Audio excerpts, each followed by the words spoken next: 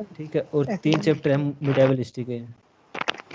देखो, modern history में तो देश की आज़ादी गुलामी है, मिडाइवल हिस्ट्री में हमारी सिविलाइजेशन है। मिडाइवल हिस्ट्री में सिविलाइजेशन है, सभ्यता हम कैसे बसे, हम देश में स्ट्रॉन्ग पावर क्या थी। मिडाइवल में आर्ट एंड कल्चर, कौन सा मंदिर कहाँ पे है, किसने बनाया था, ठीक है। और अरब है, अरब मतलब मुस्लिम है, अरब उनका, ठीक है। इसमें ब्रिटिश है, यूरोपियन पर है, ठीक है। तो अभी ना आप इसको चीज़ों को, मैं जो पहले पकड़े ना, जो मतलब यूरोपियन, इसमें ना आप चीज़ों को समझो अभी है हो क्या रहा था उस टाइम, आज़ादी से लेकर गुलामी से लेकर आज़ादी तक क्या प्रोसेस चला था, ठीक है। उसके बाद आप डेट लिख लेना अभी, ठीक है।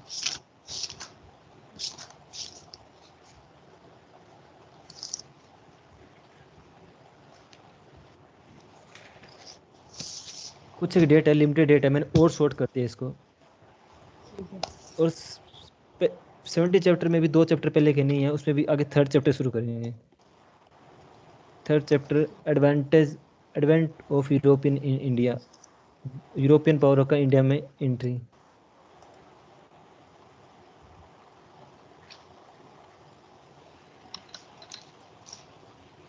यूरोपियन पावर भारत में कब कैसे आई।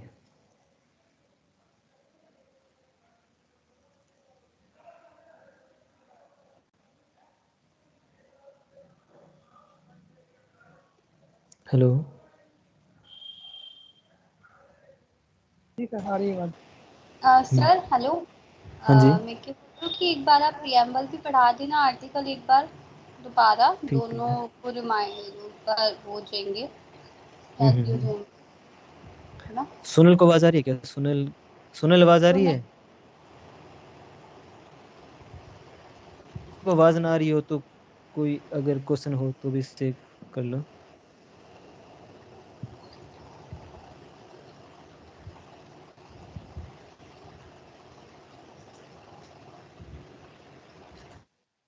किसी का कोई क्वेश्चन नहीं है।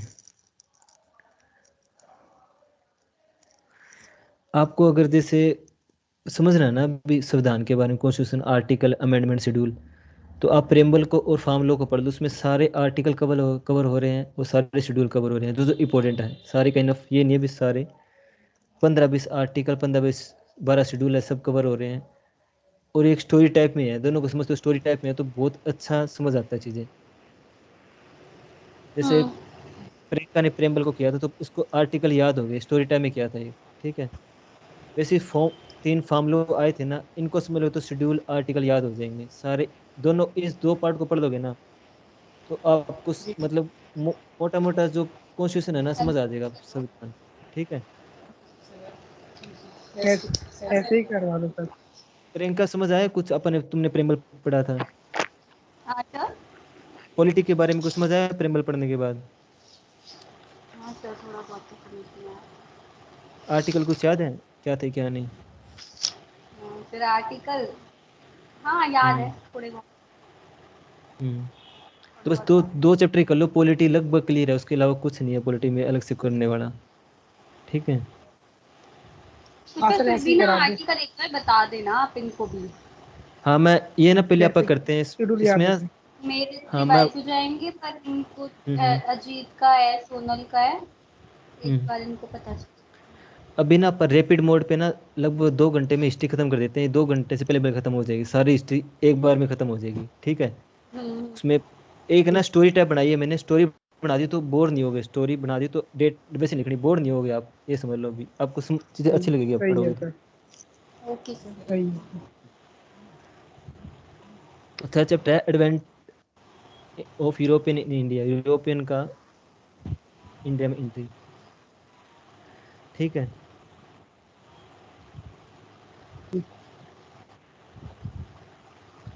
आपको ना 2 बंदों का नाम सुनने में मिलेगा, एक तो मिलेगा रॉबर्ट क्लाइव, रॉबर्ट क्लाइव, और एक का डुप्लेक्स। ये 2 बंदे ना, रॉबर्ट क्लाइव कौन था, बंगाल का गवर्नर था। गवर्नर आज के टाइम जो स्टेट गवर्नर होता है ना, गवर्नर की आर्टिकल क्या प्रियंका, हाँ जी सर। गवर्नर की आर्टिकल। सब अटॉर्नी जनरल की। अटॉर्नी जनरल गवर्नर, स्टेट का गवर्नर होता है जापान, उसके आर्टिकल। 125 बता रही है सोनल। वेरी गलत, वेरी गलत। मेरी गलत। नहीं हम्म गलत। देखो, मैं सीधा से देखो, गवर्नर की आर्टिकल 15 रुपए में 3G। 152 आर्टिकल सोनल ने बताया। हाँ 153, 153। 15 रुपए में 3G मिलता है, बस इतने ध्यान रख लो। मतलब ये 15 रुपए में 3G याद आ गया। याद आ तो गया। गवर्नर की आर्टिकल 153 है, 153G है गवर्नर की आर्टिकल। रॉबर्ट क्लाइव बंगाल का गवर्नर था। गवर्नर मतलब बंगाल को गवर्न करता था, इसके अंडर में बंगाल था। इसने ही बंगाल में प्लासी की लड़ाई लड़ी थी। इसने ही बंगाल पे कब्जा करना शुरू किया था। एक तो इसके बारे में पता हो, गवर्नर कौन है। और एक डुप्लेक्स, डुप्लेक्स कौन था? French, French east India company थी, ईस्ट इंडिया कंपनी, इसका गवर्नर था ये। ठीक है, ये दो गवर्नर है, रॉबर्ट क्लाइव और डुप्लेक्स। ठीक है, इन दोनों को याद रखना है। ये दो बंदे मेन है, इनके नाम बार बार आएंगे, हिस्ट्री में भी पूछ सकते हैं। तो पहले दोनों गवर्नर पहले ही थे ये। उसके बाद बहुत आए, कैमनियन आए और है, वो काम के नहीं है। ये दोनों पहले ही गवर्नर थे। ठीक है, तो अब द डिक्लाइन ऑफ मुगल। पहले डिक्लाइन, डिक्लाइन ऑफ मुगलों का डिक्लाइन। मैंने इसको इंग्लिश में भी लिखा है ताकि आगे दिक्कत ना हो। Political vacuum, rise of REGIN, regional expression, north waste.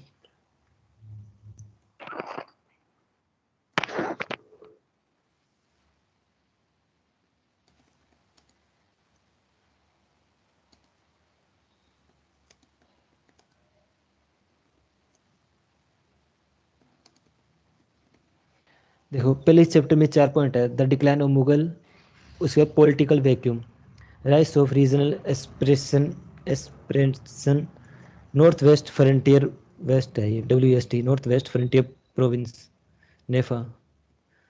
और एक direct age versus pre modern phase. ये 4 टॉपिक देखो क्या है। हेलो। Ji sir.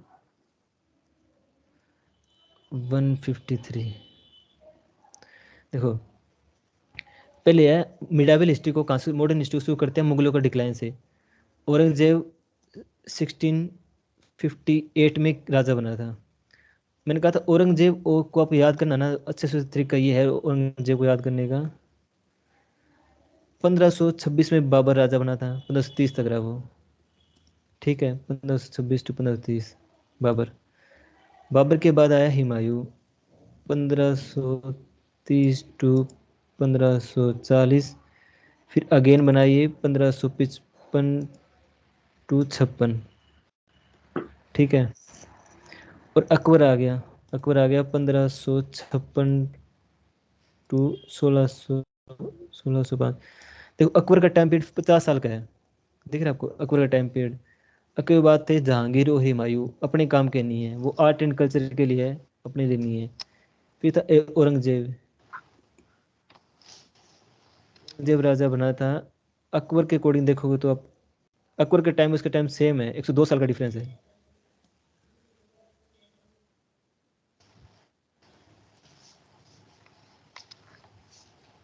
टू 1707। दिख रहा है जीत? जी एक सर सौ दो दिख साल रहा का है। डिफरेंस है, मरने में, काम करने में, मतलब राज करने में, और मरने में, जीने में, 102 साल का फर्क है दोनों में, है ना, दादा पोता में। जी। तो इनका ये ध्यान रखना बस, इसकी है। 1707 के बाद मुगलों का डिक्लाइन शुरू हो गए थे, मुगल खत्म होने शुरू हो गए थे। मुगल खत्म क्यों हुए? अगर आप मैप देखोगे ना इंडिया का, जी।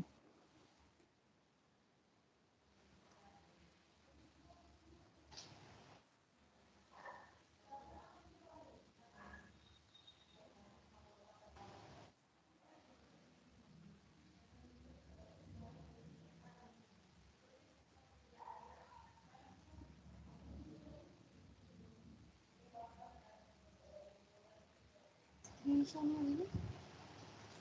ये देखो अजीत, ये अपन देखे थे कल नॉर्थ वेस्ट फ्रंटियर प्रोविंस, याद है नेफा यहाँ पे था, नॉर्थ वेस्ट फ्रंटियर यहाँ पे खैबर पास था, है ना? सर जी। मुझे कल मैंने, स्क्रीन शो नहीं हो रही है। अच्छा, एक मिनट,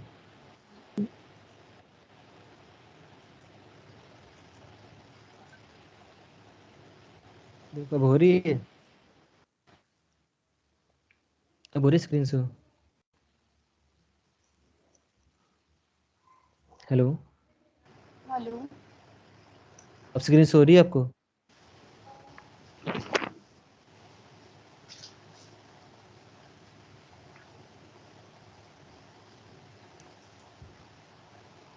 जी देखो इसमें क्या हुआ है। ऑन भी। हाँ सर हो गया। दिख रही है स्क्रीन? हाँ सर हो गया। देखो ये है इंडिया। इंडिया यहाँ पे ना मध्य प्रदेश के पास एक पहाड़ी है, इसको बोलते हैं विंध्याचल पर्वत, विंध्याचल माउंटेन, ठीक है। उसके नीचे है सतपुड़ा माउंटेन। अब और यहाँ पे अरावली माउंटेन, ये ज्योग्राफी पढ़ा होगा, ठीक है। जितने भी राजा महाराजा थे ना, जिन्होंने भी हमला किया था, यहाँ से घुसे थे, ये ना एरिया यहाँ पे एक पासिस है, पहाड़ियाँ हैं यहाँ पे, इन पहाड़ी में एक पासिस है आने के लिए, इसको बोलते हैं खैबर पास, खैबर दर्रा। जितने भी अटैक हुए थे ना, मुगल आए थे, बाबर आया था, तुर्क आए थे, मोहम्मद गोरी आया था, मोहम्मद गजनी आया, सारे यहीं से आए थे, जितने भी आए थे ना, सारों ने यहीं से अटैक किया था, ये एक रास्ता है। तो हर राजा ने इसको बंद करने की कोशिश की भी, यहाँ पे आर्मी बिठा दी, कोई घुस ना जाए, यहाँ पे फुल आर्मी बिठाई थी। अब जो आगे ना वो यहाँ पे ऊपर आ जाता है, ऊपर के इन एरियो में, मैदानी एरियो में। अब नीचे जाने के लिए ना ये अरावली पर्वत को, ये सॉरी, इसको विंध्याचल पर्वत को क्रॉस करना पड़ता है इसको। ये पहाड़ी एरिया, जंगल का एरिया है। तो बहुत कम राजा थे जो नीचे की तरफ जाके हमला किया था। एक तो अलाउद्दीन खिलजी था, सेकंड था औरंगजेब। औरंगजेब सोचा मैं नीचे जाके हमला करूंगा, इनको भी जीतूंगा। अब औरंगजेब चला गया पीछे से, अगर यहाँ पे हम और कोई सा गद्दी बढ़ जाता था पीछे, वो वापिस आ नहीं सकता था, 5-6 साल पीछे यहाँ पे दिल्ली में कोई गद्दी बढ़ जाता था, तो ये दिक्कत थी। औरंगजेब ने अपनी जिंदगी के 25 साल, 25 ईयर साउथ में लगा दिए, 25 साल यहाँ पे इस एरिया को जीतने के लिए। वो जीत ही नहीं सका क्योंकि सारे राजा इकट्ठे लड़ते थे, और औरंगजेब के पास ही सेना नहीं थी। सेना यहाँ पे मौसम भी अलग है, फिर और लेके आनी पड़ती, और सेना को आने में 1-1.5 साल लग जाता है, इतने में पिछड़े सेना खत्म, खाने पीने की चीज़ें दिक्कत आ रही थी। तो इसको बोलते हैं औरंगजेब की डेक्कन, इसको ये ना यहाँ दक्षिण भारत शुरू होता है, साउथ इंडिया, डेक्कन इंडिया, इसको बोलते हैं औरंगजेब की डेक्कन पॉलिसी। डिक्लाइन ऑफ मुगलों का डिक्लाइन का मेन रीजन क्या था? एक तो था औरंगजेब की डेक्कन पॉलिसी, औरंगजेब की डेक्कन पॉलिसी। वो साउथ में जाके लड़ने लगे, 25 साल उसने साउथ के लगा दिए, तो मुगलों का डिक्लाइन शुरू हो गया। औरंगजेब के टाइम में मुगल कमजोर होना शुरू हो गए थे। सेकंड था, औरंगजेब ने एक कानून लेके आया था, जजिया कर, JGI, जजिया टैक्स। जे टैक्स का मतलब क्या होता है? नॉन हिंदू है ना, जो सॉरी नॉन मुस्लिम है, जो मुस्लिम नहीं है, उन लोगों पे मंदिर जाने पे टैक्स लगता था। जैसे मंदिर में जाओगे पूजा करने तो आपको टैक्स देना पड़ेगा सरकार को, मुगलों को, तो उसको बोलते जजिया कर। औरंगजेब ने जजिया कर लगा रखा था हिंदुओं पे, नॉन मुस्लिम था तो सिख ईसाई जितने भी थे सब पे लगाता है, नॉन मुस्लिम। कारण मुगलों का डिक्लाइन, ये दो रीजन मानते हैं, इसके कारण मुगलों का डिक्लाइन होना शुरू हो गया था।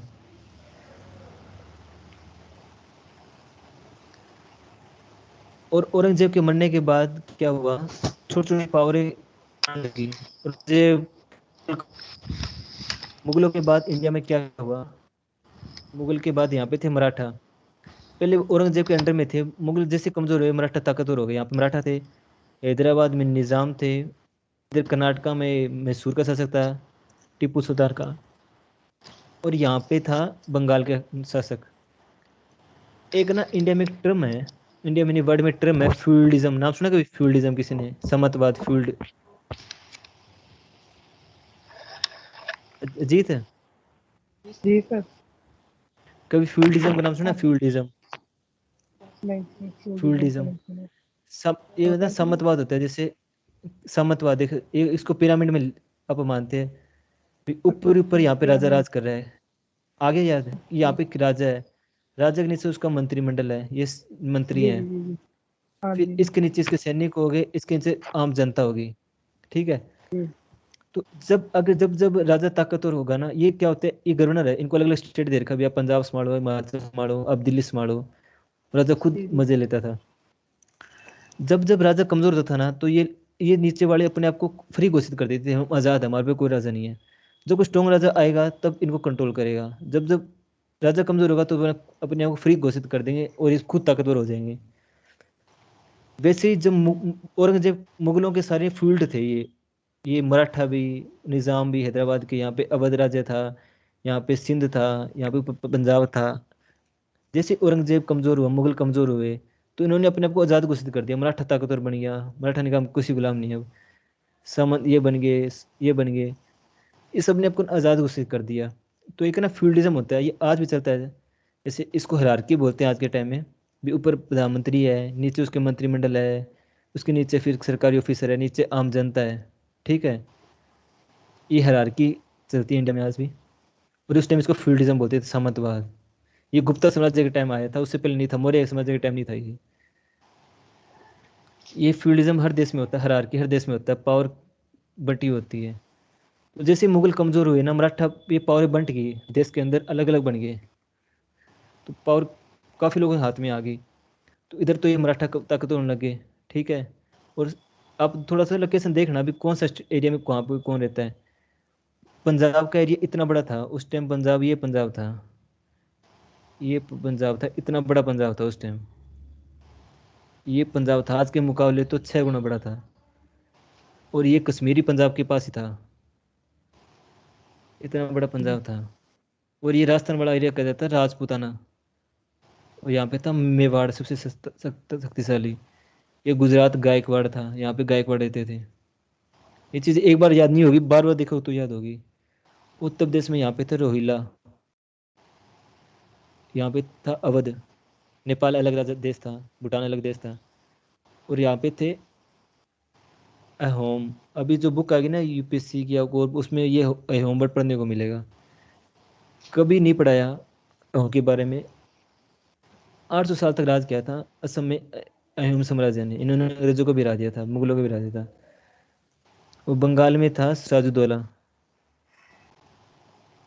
सिराजुद्दौला। और हैदराबाद इतना बड़ा था उस टाइम, हैदराबाद में था निज़ाम आसफ जहाँ। ये बाद में वर्ड आएंगे, बस थोड़ा लोकेशन देख लो भी, कौन कहाँ पे था बार बार, ताकि दिक्कत ना हो। मराठा के एरिया यहाँ पे था मराठा, ताकि मराठा राज तो बहुत बड़ा किया था। और यहाँ पे था मैसूर साम्राज्य। और ये केरला वाला था, क्या नाम था इसका,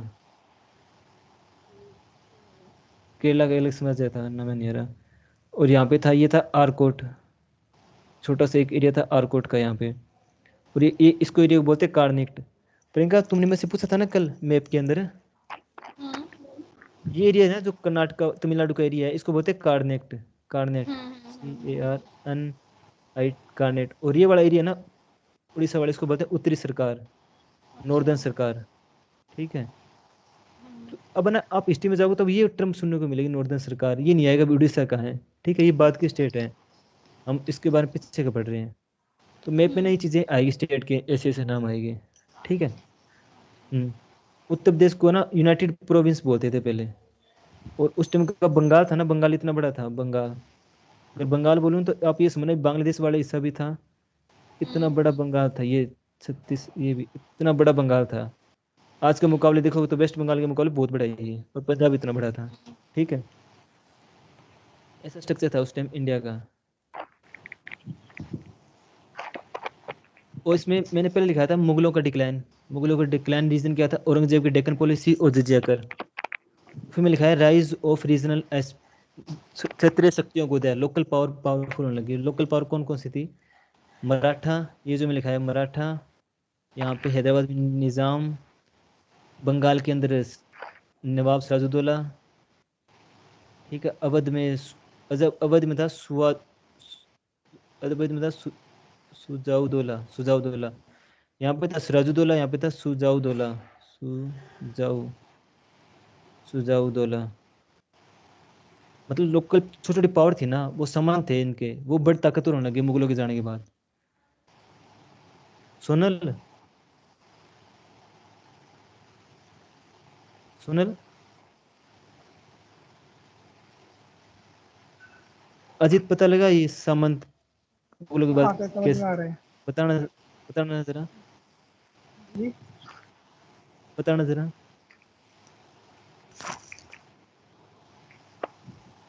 क्या बताना है?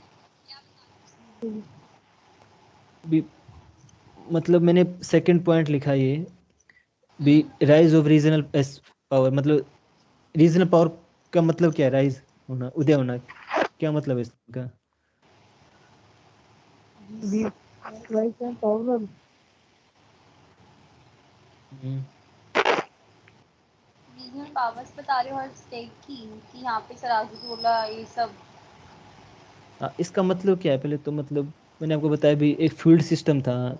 मुगल ताकतवर थे तो उसके नीचे काम करते सारे, मुगल कमजोर होते पिरामिड सारी उसके नीचे पिरामिड काम करते सारे। पिरामिड हैं? पिरामिड जैसे ये हाँ। पिरामिड का बताया था सर आपने। सबसे ऊपर हम्म, जो राजा है, फिर उसके नीचे हम्म, मंत्री हो गए।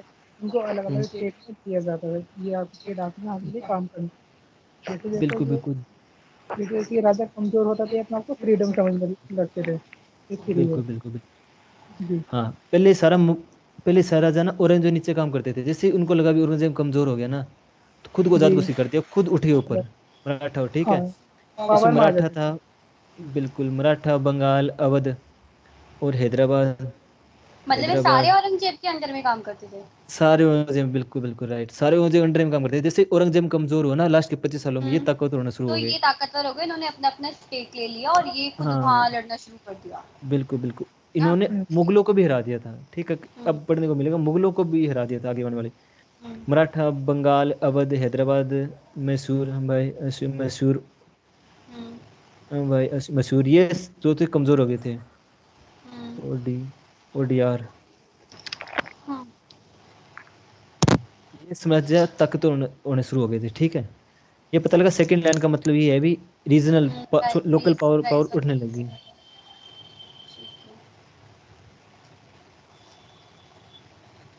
फिर है north west frontier province. Next, north west frontier, ये देखो इसका क्या मतलब है। मैं बता, जितने भी हमले हुए थे ना इंडिया पे, सारे के सारे यहाँ से हुए थे। इसको बोलते हैं खैबर पास, खैबर ठीक पास, है। हाँ। अब जैसे पहाड़ी ना ऐसे होती है, ऐसे ऐसे, तो ना इसमें एक ये जो नीचे की तरफ होते हैं, ये रास्ता, इसको पास बोलते हैं। कई बार पहाड़ी ऐसे होते हैं, पीछे पहाड़ी एक और होती है, तो रास्ता नहीं होता। पर यहाँ पे एक पास था, इसको आज के टाइम बोलते हैं नॉर्थ वेस्ट प्रोविंस, ठीक है। NWF, आज ही पाकिस्तान में यही नाम है इसका। तो जितने भी इंडिया पे हमले हुए ना, यहाँ से हुए थे। तो औरंगजेब तो नीचे चला चला गया था ना, औरंगजेब नीचे चला चला गया था, तो ये गेट खुला छोड़ दिया था उसने। तो यहाँ पे हमले होने शुरू हो गए, यहाँ से इंडिया पे नादिर से आ गया, अहमद अब्दाली ने हमले किए। नादिर शाह ने भारत को पहले लुटा, फिर उसके बाद अहमद शाह अब्दाली आया, अहमद शाह के साथ पानीपत की तीसरी लड़ाई हुई थी, ठीक है। हम्म। तो जितने राजाओं ने भी इसको खुला छोड़ा ना, उन राजाओं को भी, वो भी खत्म हो गए। तो ये बहुत इंपॉर्टेंट पासिस है, ठीक है।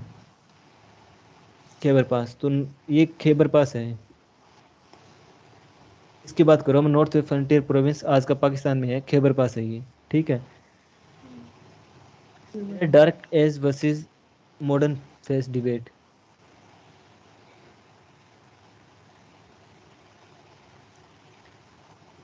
अब ना कुछ मानते हैं भी, कुछ हिस्टोरियन ये मानते हैं भी, औरंगजेब के टाइम में डार्क एज थी, मतलब माहौल गलत था भी, लोगों का अत्याचार हो रहा था, लोग दब रहे थे और थे। अगर आप इसमें इतिहासकार है ना, औरंगजेब को ताकतवर रखते हैं, मुगलों को ताकतवर रखे माने, तो भारत, मुगल ही ताकतवर थे, मराठा कमजोर थे। अगर मान लो मैं इतिहास में लिख दूं भी मराठा ताकतवर थे बहुत ज्यादा, इनको औरंगजेब ने दबा रखा था, जैसे औरंगजेब ने इन पे, इनको छूट दी, तो इन्होंने भारत पे कब्जा करना शुरू किया। मराठाओं का राज इधर तक हो गया था, खैबर पास तक। मराठाओं ने सारा एरिया जीत लिया था, ये औरंगजेब जाने के बाद इतना एरिया मराठों के पास था। शिवाजी का नाम सुना कभी किसी ने? किसका? शिवाजी, सुना हाँ, है। सुना है सर। शिवाजी ने शिवाजी। स्थापना की थी मराठा की, ठीक है। हम्म। तो मराठा एम्पायर एम्पायर जो कितना बड़ा था, मुगलों से बड़ा मराठा एम्पायर बन गया था। हम्म। तो जो में इतिहासकार है ना, वो पढ़ाते हैं अंग्रेजों को देख, मतलब मुगलों को देख के। अगर वो चीज़ आप मराठों के व्यू में देखो ना, तो इतिहास का ये कहती तो है भी फिर आप मुगलों, बता रहे हो ना आगे वाली जो हिस्ट्री आएगी उसमें तो मुगलों के बारे में कुछ भी नहीं होगा ना, तो फिर तो इन्हीं की पढ़ाएंगे हिस्ट्री। बिल्कुल बिल्कुल। अब ना हिस्ट्री मुगलों के बारे, अभी जो नया एनसीईआरटी बुक है ना, उसमें कुछ हिस्ट्री चैप्टर मुगलों के हटा दिए। उसमें एक जोड़ दिया अयोम का। अयोम थे इधर 800 साल तक राज किया था, सबसे ज्यादा राज करने वाली अंपायर ही अयोम थे, जिन्होंने असम में राज किया था। 800 साल तक राज किया था इन्होंने, अंग्रेजों को भी हराया था, मुगलों को भी हराया था। ठीक है। तो इन चीजों को जरूर देखेंगे, पर ये इतना ना इसमें शायद एमटीएस में ना पूछे, आगे कोई पूछे। पर फिर भी अपना देखना भी, अयोम कहाँ थे, नाम भी अजीब है ये। अयोम इस साइड थे, असम में। तो मराठाओं का इतना बड़ा अंपायर था। मराठाओं के टाइम इतना सारा मुगलों का एरिया सारा कब्जा कर रखा था इन लोगों ने। यार के बस इसमें क्या बोलते हैं देखो, वीक रूलर आफ्टर औरंगजेब। आपने कल पूछा था ना भी मुगलों के सारे नाम। अब जो जो राजा मुगलों के पास 18 राजा आए थे औरंगजेब के बाद, पर इंपोर्टेंट 5 थे, 5 के नाम लिखने हैं। उनका थोड़ा सा बताओ। पहला था बहादुर शाह।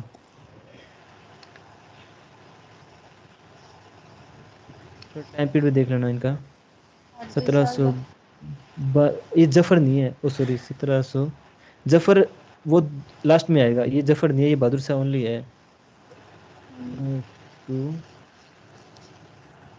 1712। पहला आ जाता बहादुर शाह। ये फर्स्ट कर दो, ये फर्स्ट था, इसके बाद सेकंड हो रहेगा। फिर था जहांगीर शाह। जहांगीर शाह ये था 1712 to 1713।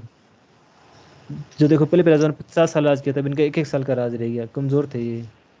फिर था फारूक सियार।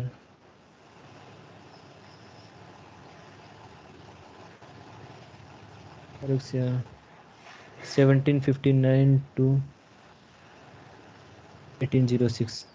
ये 1713 के बाद किसने किया था फिर राजा, जब भी 1759 में आए थे? वो एक था रंगीला। रंगीला नाम था उस राजा का, पर वो इतना इंपॉर्टेंट नहीं था, उसको रंगीला बोलते थे। जिसके बारे में शायद बताया भी था आपने।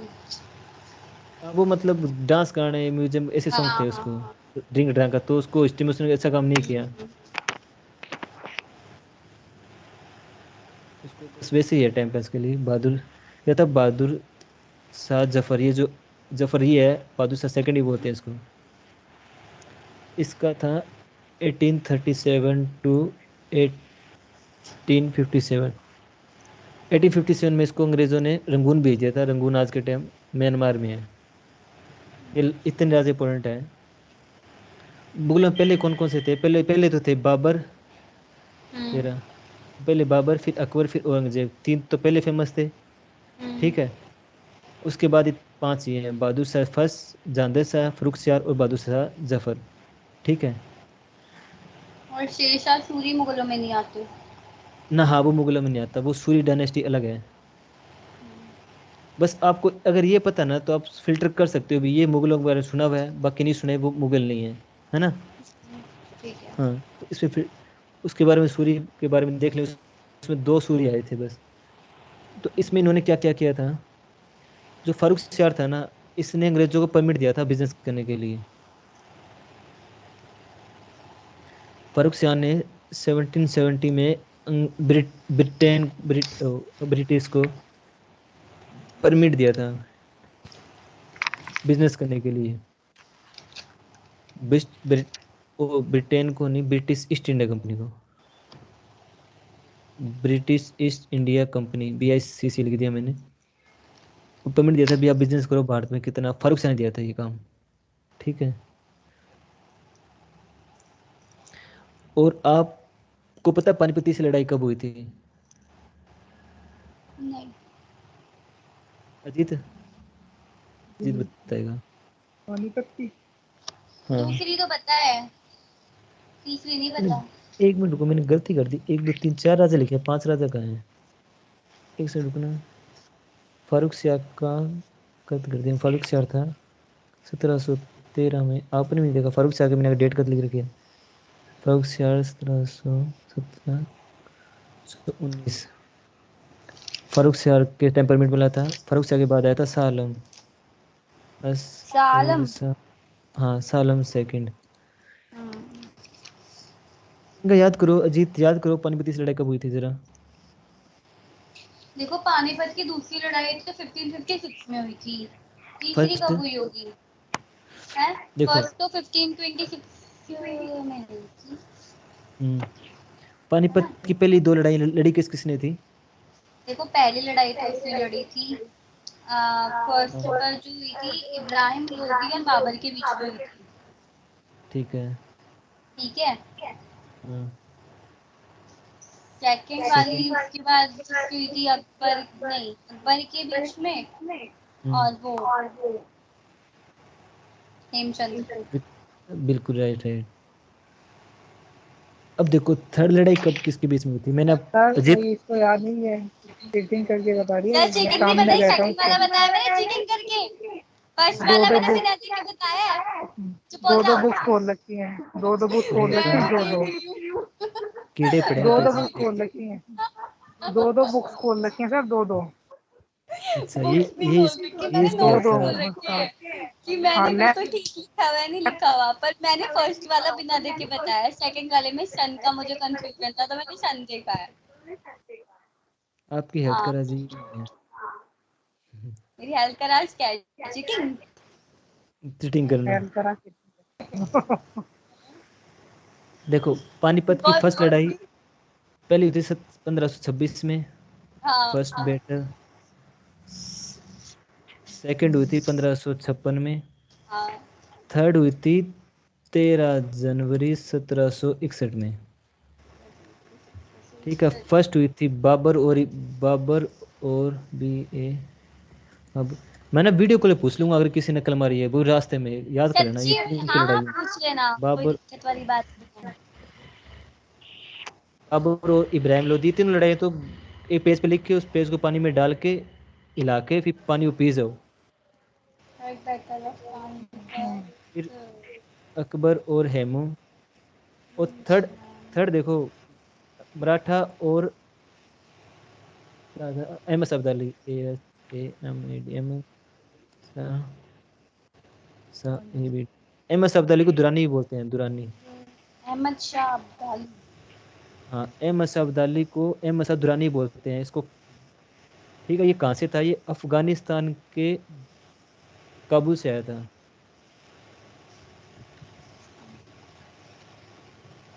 FAGANI। अफगानिस्तान की काबुल। ठीक है।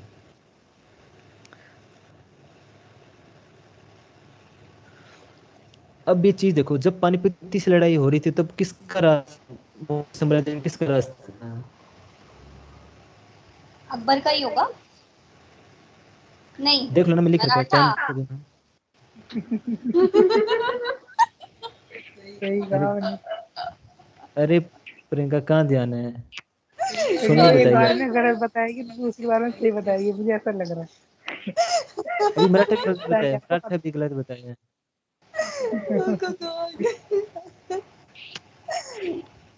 अरे नहीं खाना नहीं खाया, कम खाया है। अजीत, जब पानीपत की तीसरी लड़ाई हुई तब किसका राज था दिल्ली के ऊपर? बोलो अब। पानी अब अजी स्क्रीन बोलो देख लो, तो। स्क्रीन देख लो, जो मैं लिखा है वो देख लो। अरे सब मराठा ये ना, देखो। मराठा ना। देखो रेज ऑफ अरे मराठा नहीं था। शाह आलम का 1761। राज था, देखो। शाह आलम का राज था, मुगलों का राज था गुस्सा। दिल्ली के ऊपर जब हाँ हाँ पानीपत से लड़ाई हाँ सत्रह। हाँ हाँ, देखा? शाह साल आलम का ठीक राज है था। सही। अब ये लड़ाई कौन लड़ेगा? ये लड़ाई का काम किसका था? पानीपत यहाँ पे है और शाह आलम यहाँ पे बैठा हुआ दिल्ली में। ये लड़ाई ये किसकी आपने लड़ेगी? बताया था, ये आपने बताया था कि शाह आलम और मराठा, मतलब शाह आलम ने ही बोला था ना मराठाओं को लड़ने के लिए कुछ ऐसा, ये शायद आपने पहले बताया था। देखो इसमें हुआ क्या था सीन में, एक लड़ाई, दो लड़ाई मराठों ने लड़ी थी, तीसरी लड़ाई मराठों को लड़नी थी, पर मराठा इतनी कमजोर हो गई थी, इनका शाह आलम का राज पता है कहाँ से था? किसी ने दिल्ली का एयरपोर्ट सुना, वहां पे उस एरिया को बोलते हैं पालम। हाँ तो शाह आलम का राज सिर्फ दिल्ली से लेके पालम तक रह गया था, सिर्फ 10 किलोमीटर का एरिया। शाह आलम दिल्ली टू पालम, याद है मैंने बात बोली थी। ये हाँ सारा बोली थी। एरिया उस टाइम मुगलों के अंडर में था, सॉरी सारा एरिया मराठों के अंडर में था। ये सारा मराठा मुगल मराठा को टैक्स देते थे, इनके रक्षा मुगल करते थे। मराठा मुगल इतने कमजोर हो गए थे ना, मुगल टैक्स देते थे मराठाओं को बचाने के लिए, मुगलों के हाथ में था, मराठों के हाथ में था सारा। ठीक है। आज का दिल्ली का पालम एयरपोर्ट से दिल्ली लगभग ये पुरानी दिल्ली से लेके, अगर आप देखो ना एयरपोर्ट, इसको ये बात कहावत है, ये बुक भी है, शाह आलम दिल्ली टू पालम, इनका राज पालम तक ही था दिल्ली के। तो इस लड़ाई को लड़ना था मुगलों ने, पर लड़ा किसने?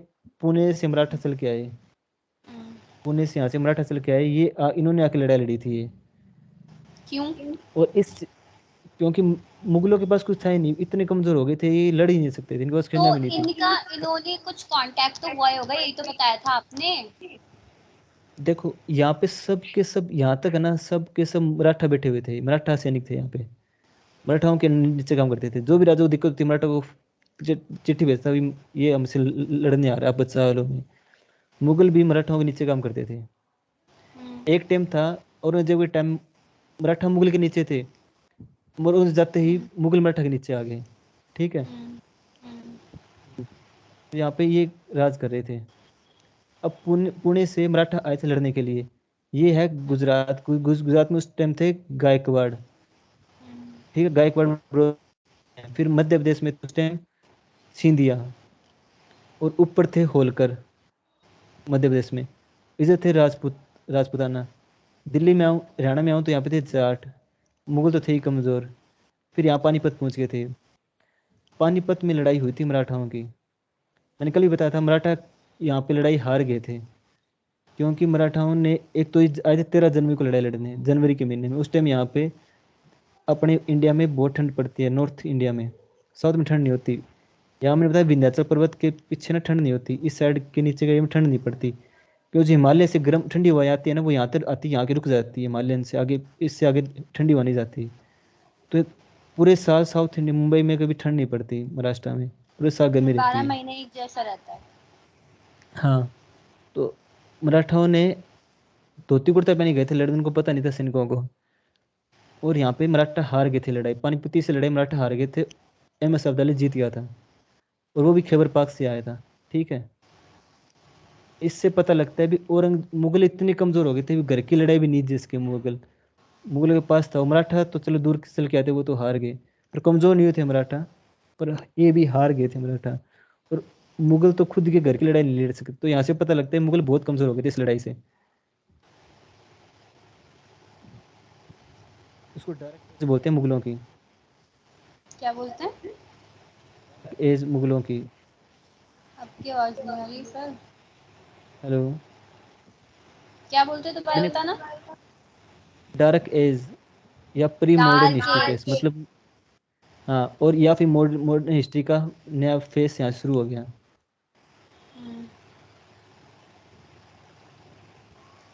ठीक है।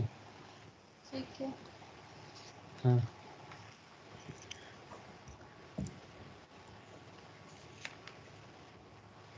ये समझ आया आपको चीजें? अजीत समझ आया, डेट समझ आई, पता लगी, थोड़ी आइडिया हुई।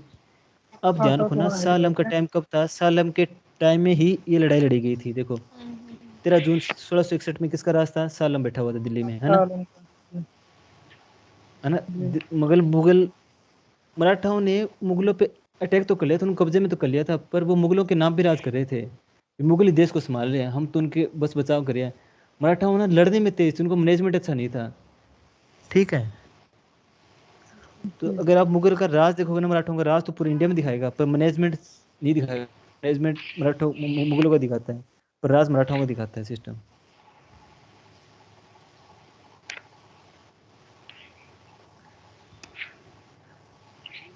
बेटा ये थोड़ा देखना, इसको माइंड में लेना। हाँ सर पढ़ूंगा, रिपीट करना।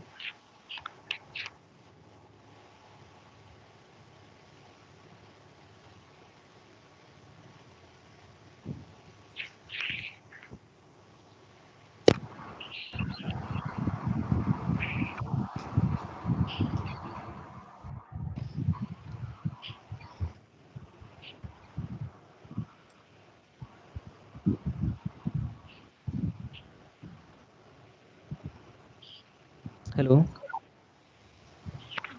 जी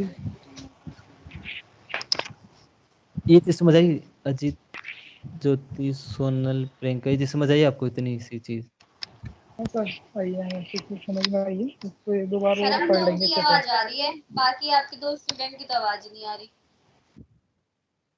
अब कोई है नहीं क्या कॉल सोनल, पे? टीचर ही पढ़ा रहा है, क्या मैं कर तो सो समझ गई नहीं आ है। रही या इस चीज से बोर हो गए, सो गए वो। हाँ। हाँ सर मुझे लगता है बोर हो गए। आ गया समझ। सोनल सो गए होंगे। अब ना expansion and consolidation of British, अंग्रेजों का विस्तार। अभी लड़ाई हम खुद लड़ रहे हैं, ये लड़ाई सिर्फ भारत में हो रही है, आपस में लड़ रहे हैं। अब अंग्रेज लड़ेंगे लड़ाई, बाहर से लोग आके लड़ेंगे। तो इसमें British conquest of Bengal, Mysore and Marathas, second British victory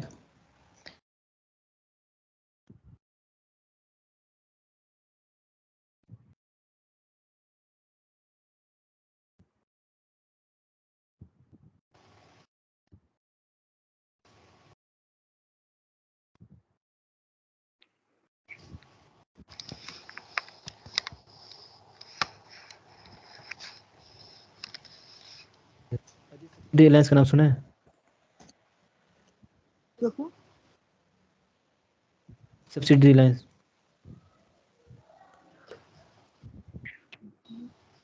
align नहीं। सब्सिडी, हाँ सब्सिडी अलायंस। अच्छा, चलो। ये देखो,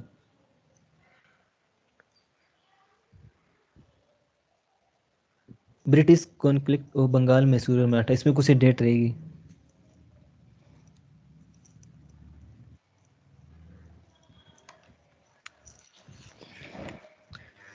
अब पीछे चैप्टर मैंने बता दिया, अभी मुगल कमजोर हो गए थे, मराठा ताकतवर हो रहे थे। मराठा ताकतवर हो रहे थे, मैसूर हैदर अली ताकतवर हो रहा था, और बंगाल में सिराजुद्दौला ताकतवर हो रहा था। इन तीनों को अंग्रेज जीतेंगे।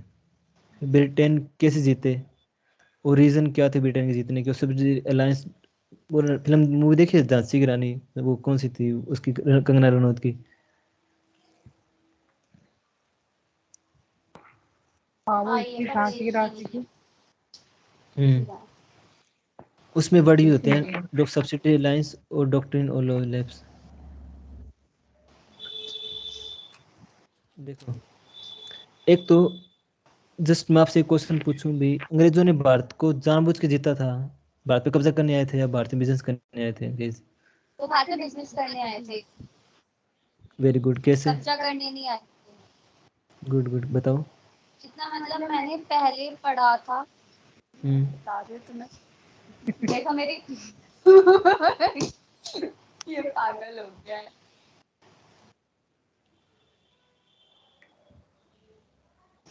अजीत बताओ। सर मैं बताती हूँ, देखो बिजनेस करने आए हम्म थे, वो लड़ाई हम्म करने नहीं आए थे। हम्म जितना मतलब मुझे पास्ट का याद आ रहा है जो मैंने पहले पढ़ा था, तो शायद बस इतना ही। बुक खोल लो। हम्म। क्यों करूँ? देखो, अलग अलग इतिहासकार बात कहते हैं, भी कुछ कहते हैं वो अंग्रेज तो कहते हैं हम बिजनेस करने आए थे, हमें कोई मतलब नहीं था व्यापार करने, पर हमने आके देखा यहाँ पे डर, यहाँ पे राजा महाराजा अंग्रेज हाँ लोगों के साथ अत्याचार कर रहे हैं, भेदभाव कर रहे हैं। तो हमने उन काले ऐसे बे लोगों को सुधारने के लिए हमने यहाँ पे राज करना शुरू कर लिया। अंग्रेज की बुक थी वाइट बर्डन थ्योरी, सुनिए, ब्लैक बर्डन, वो white man burden. White man burden में ये लिखी है, अभी जो गोरे लोग हैं ना अंग्रेज, वो पैदा, उन्हें भगवान का रूप है, वो काले लोगों, ऐसे बे लोग हैं काले, उनको सभ्य करने के लिए पैदा हुए गोरे लोग। तो हम इंडिया के काले लोगों को सभ्य बनाने के लिए आए इंडिया में। तो हमारा कोई काम राज का नहीं था, हम लोगों को सभ्य बनाने चाहते थे। राजा महाराजा उनको दबा रखा था, तो उनको चंगू से निकालना था,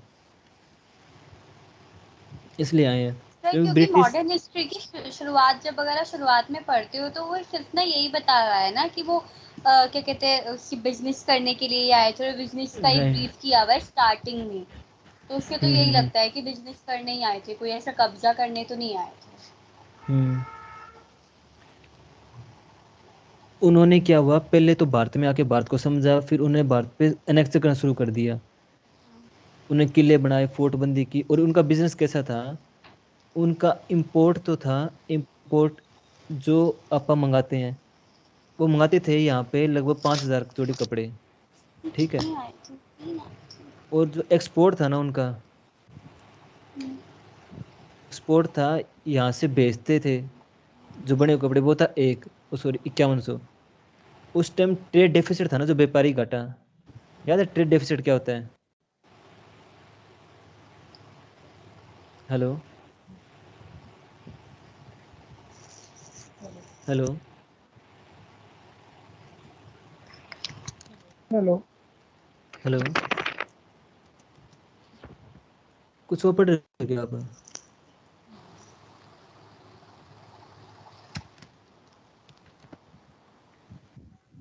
हेलो,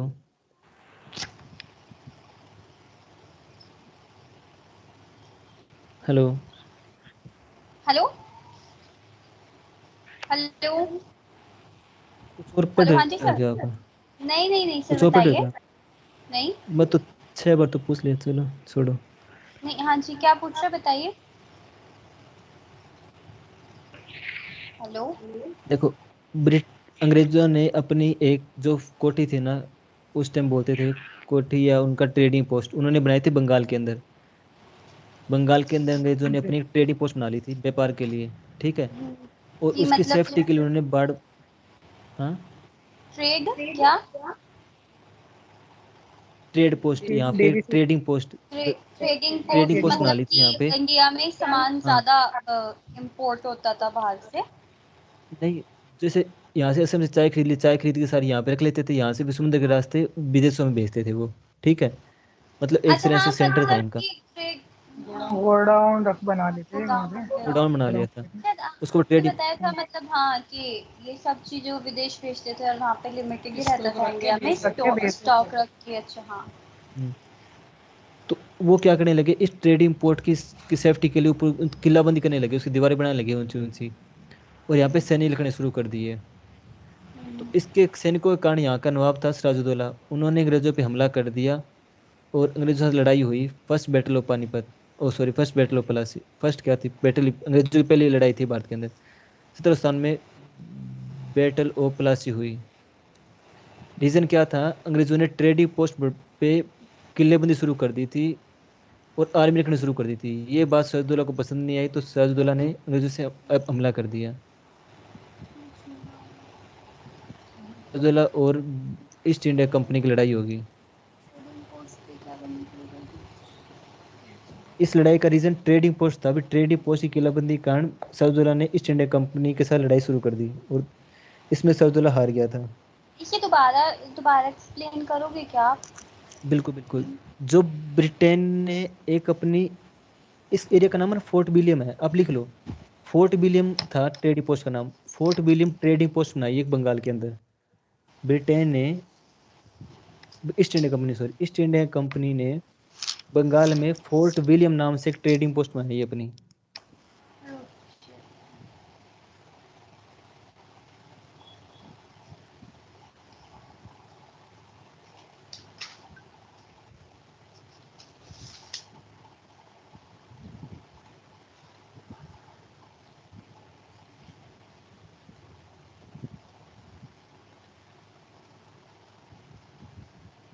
ओके सर। ठीक है, इसका नाम था फोर्ट विलियम। उन्होंने फोर्ट विलियम ट्रेडिंग पोस्ट बनाई थी, और इसकी किलाबंदी करनी शुरू कर दी थी, और आर्मी रखनी शुरू कर दी सेफ्टी के लिए। ये बात प्लस यहाँ पे है, उसके सिराजुद्दौला को पसंद नहीं आई, तो सिराजुद्दौला ने इस पे हमला कर दिया। हमला दोनों की लड़ाई के लिए आ गए आमने सामने, तो सिराजुद्दौला इस मतलब लड़ाई में उनका हार ये गया। था कि वो जितना भी आप हम्म, कर रहे हो उसको एक्सपोर्ट नहीं करना है, इन चीजों के चलते लड़ाई हुई थी ना। बिल्कुल। हम्म,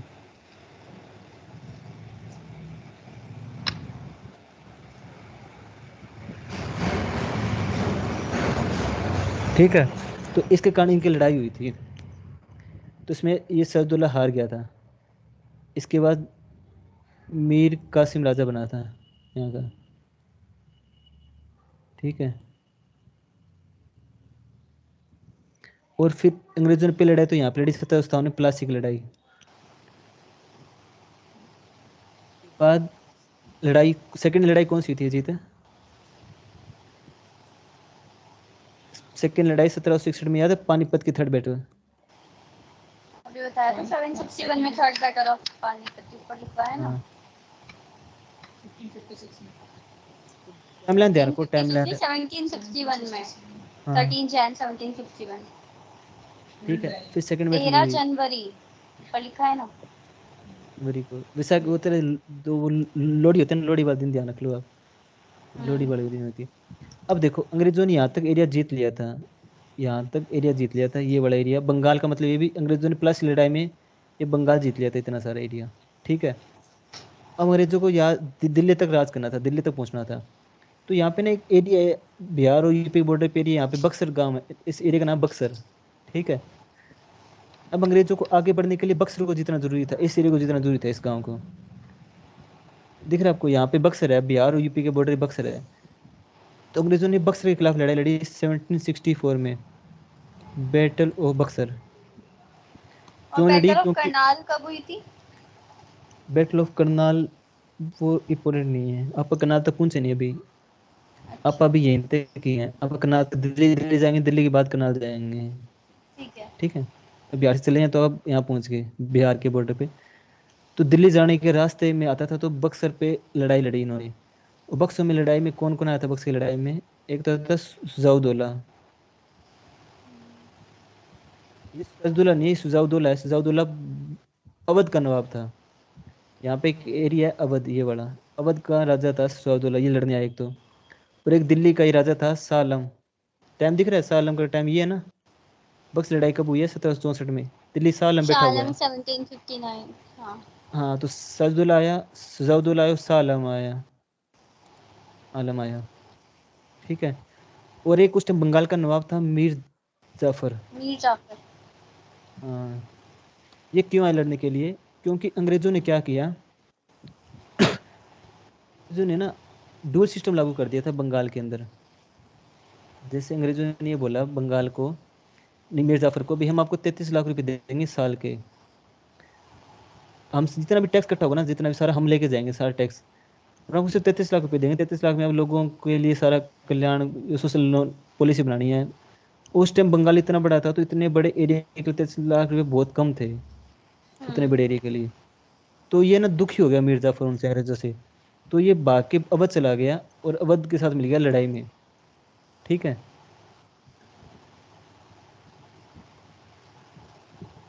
मीर जाफर अवध चला गया और अवध में लड़ाई के साथ उनके साथ मिल गया, कि मीर जाफर को बहुत ड्यूल सिस्टम चला रखा था अंग्रेजों ने, ड्यूल सिस्टम पसंद नहीं आया इनको। बंगाल में मीर जाफर था। हम्म, बंगाल में मीर जाफर। हाँ, मीर कासिम भी था, मीर कासिम के बाद उसका बेटा मीर जाफर बन गया था राजा बंगाल में। बंगाल में। सिराजुद्दौला था, सिराजुद्दौला के बाद ये आ गया, ठीक है। हम्म, इन तीनों ने लड़ाई लड़ी ईस्ट इंडिया कंपनी के खिलाफ, ईस्ट इंडिया कंपनी। ये तीन थे, एक साइड और तीसरी साइड था ईस्ट इंडिया कंपनी। तो ईस्ट इंडिया कंपनी इन तीनों को हरा दिया, ठीक है।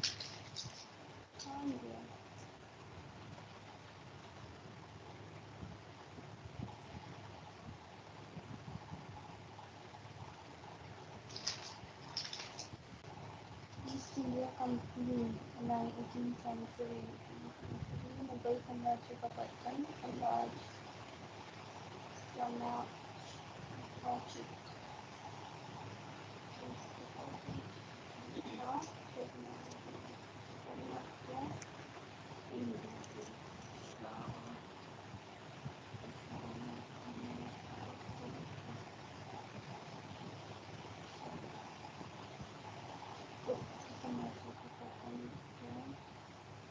लिख दे प्रियंका जी? हाँ सर लिख लिया। अच्छा अच्छा, ठीक है। तो ये तीनों लड़ाई लड़ रही, ये तीनों ही हार गए। अब देखो, मैंने आपको शुरू बताया था, ये बैटल ऑफ प्लासी किसने लड़ी थी? ये लड़ी थी रॉबर्ट क्लाइव ने। ये लड़ाई रॉबर्ट क्लाइव ने लड़ी थी। रॉबर्ट क्लाइव गवर्नर गवर्नर था उस टाइम बंगाल का, इसने लड़ाई लड़ी थी। पर इसके बाद, इस लड़ाई के बाद रॉबर्ट क्लाइव वापस इंग्लैंड चला गया था। और जब ये लड़ाई हुई थी ना, बैटल ऑफ बक्सर, इस टाइम रॉबर्ट क्लाइव इंडिया में नहीं था। अब लड़ाई धक्के जीत तो ली कुछ सैनिकों ने, अंग्रेजों ने, पर उनको पता नहीं था लड़ाई के बाद करना क्या होता है। तो उन्होंने रॉबर्ट क्लाइव को चिट्ठी लिखी। चिट्ठी गई समुद्री जहाज में, 6 महीने में इंग्लैंड पहुंची। इंग्लैंड से 6 महीने बाद जवाब आया, मतलब अगले साल जवाब आया भी क्या करना। उन्होंने बताया इसकी में हुई ट्रीटी ऑफ इलाहाबाद। इलाहाबाद की संधि हुई मुगलों के, इन तीनों के साथ अंग्रेजों की संधि हुई। ट्रीटी होता है ना, ट्रीटी संधि, इनकी संधि होगी तीनों की। इसमें ये बोल दिया जितना भी एरिया है ना हमने जीत लिया, अब अंग्रेजों ने ये कहा उसका सारा टैक्स कलेक्शन हम करेंगे। इलाहाबाद संधि में ये बात हुई, जितना भी टैक्स कलेक्शन होगा हम करेंगे। और जितने भी राजा है ना अवध के, और ये सारे मांडर में काम करेंगे। किंग जो राजा है ना वो सब्सिडी अलायंस में काम करेंगे। Subsidy alliance, subsidy alliance. Subsidy alliance का मतलब क्या होता है भी, जैसे क्या एक होता राजा है? का ऑफिस है, दरबार है, तो उसमें क्या कहते थे अंग्रेज भी, आप अपनी सेना को खत्म कर दो, सेना आपके पास हमारी रहेगी, उनको तनख्वाह आप दोगे, और आपके ऑफिस में एक हमारा अंग्रेज बंदा रहेगा। सारे, आप उस नाम के राजा रहोगे, सारे काम वो करेगा, आपके काम आपको जैसे वो मतलब बताएगा वैसे सेना ही काम करना। मुगलों की नहीं होगी, अंग्रेजों की होगी। हाँ, और राजा के सारे अधिकार खत्म कर दिए। राजा तो होगा नाम का, पर बंदा हमारा काम करेगा, हमारा बंदा आपके ऑफिस में बैठेगा। हम्म, मतलब जो उनका बंदा बोलेगा वही वही रूल पास बिल्कुल होंगे आगे। बिल्कुल बिल्कुल। हाँ, और राजा हर साल एक फिक्स टैक्स देगा अंग्रेजों को। हम्म। ठीक है, तो सब्सिडी रिलायंस उसको बोलते हैं भी, उसके अंडर में आ जाते थे राजा अंग्रेजों के। ठीक है, तो वो था सब्सिडरी अलायंस। मोस्टली जब देश आजाद था ना, हुआ था ना हमारा इंडिया, तब तक हर राजा अंग्रेजों के सब्सिडी अलायंस में था। सारा जो धीरे धीरे कर सारा राजा ट्रीटी मान लेंगे। अभी तो ये अवध के नवाब इन्होंने मानी है, देखिए सारा राजा मान लेंगे।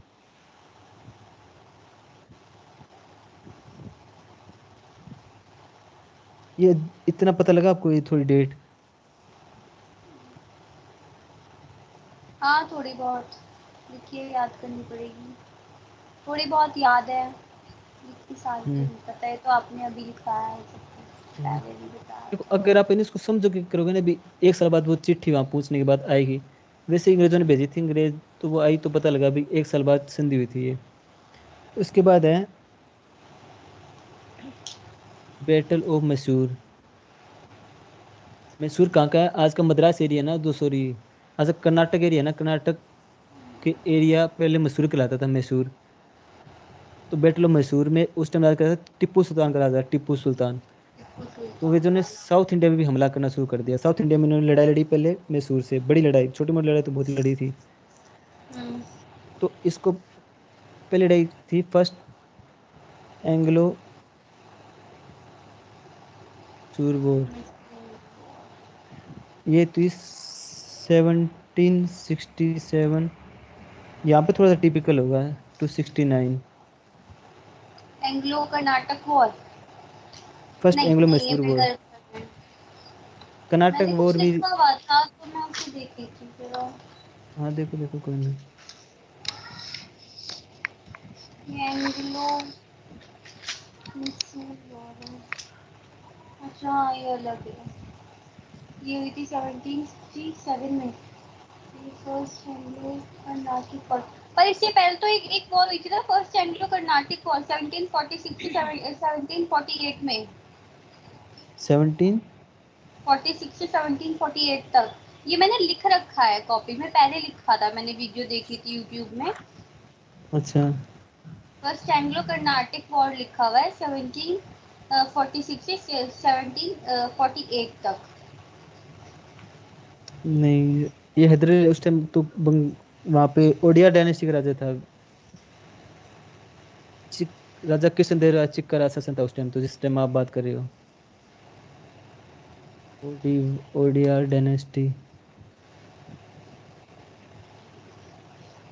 ओडिया डायनेस्टी, आप देखिए इसको ना एक बार।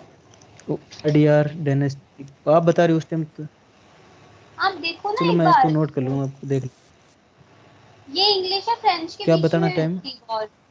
ये फर्स्ट कर्नाटिक वॉर हाँ जो हुई थी वो इंग्लिश और फ्रेंच के बीच में हुई ये थी कर्नाटक नहीं कि थी। हाँ ये कर्नाटिक की थी, इसकी बोलो बोलो। स्पेलिंग अलग है, ठीक है, पर इसको बोला ये जब कार्निक्ट अनाउंस वॉर है, किया जाएगा। ये कार्ड कार्निक्ट लिख के वॉर है, नहीं कर्नाटक बोल उस टाइम। सकते स्पेलिंग, क्योंकि CARNATIC है, हाँ वो कार्निक्ट बोलते हैं कर्नाटिक इसको, ही बोला जाएगा, निक्ट क्या होगा। कार्निक्ट बोलते हैं इसको, चलो, कार्निक्ट वॉर बोलते हैं इसको। पर ये ये हुई हुई थी, थी मैंने बताया था ना। 17 में। बिल- हम्म हम्म हम्म।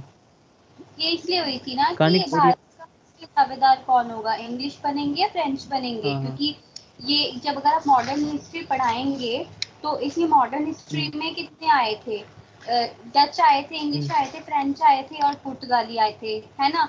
तो इन लोगों के बीच में भी तो हम्म वो हुआ था ना कुछ, ये आपस हम्म, में लड़ाई मतलब हुई कि थी। कौन कौन राज्य करेगा भारत पे, तो उसके लिए हुई थी ना हम्म। फ्रेंच और इंग्लिश के बीच में जो वॉर हुई थी, तो इसके बारे में भी तो, ये इम्पोर्टेंट नहीं है, हम्म। ये ये इसमें इम्पोर्टेंट इम्पोर्टेंट नहीं नहीं है, है। ये यूपीएससी के लिए तो काम का है, पर इसमें नहीं पूछ रखा। एमटेस वाला किसी पेपर में नहीं पूछ रखा ये।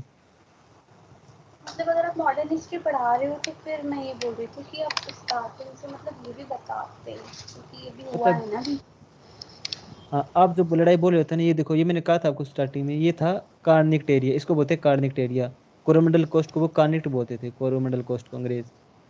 ठीक है। हम्म तो ये था कार्निक्ट एरिया। यहाँ पे ये जो एरिया ना, इसको बोलते हैं पुर्तगाल बोलते हैं, सॉरी पुदुचेरी बोलते हैं उसको। हम्म पुदुचेरी ना फ्रांस की टेरिटरी थी, फ्रांस की, ना कि अंग्रेजों की।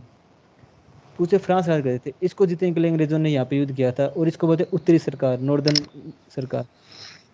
इसके लिए युद्ध हुआ था। तो कार्निक्ट वॉर यहाँ पे हुई थी। यहाँ पे है ओडियार, ओडियार शासक।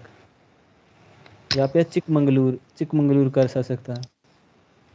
ये लड़ाई यहाँ पे हुई थी। और अब बात करें इस एरिया की ना, मैसूर, ये देखो मैसूर है यहाँ का, ये मैसूर एरिया है। यहाँ पे मतलब था, लगता हुआ नहीं है। हाँ बिल्कुल पास के, ये टिप्पू सुल्तान का एरिया था। अंग्रेज इस एरिया तक पहुंच गए थे यहाँ तक, तो अब आगे इस एरिया को कैप्चर करना चाहते थे, पूरे मैसूर को। बहुत बड़ा था मैसूर एरिया।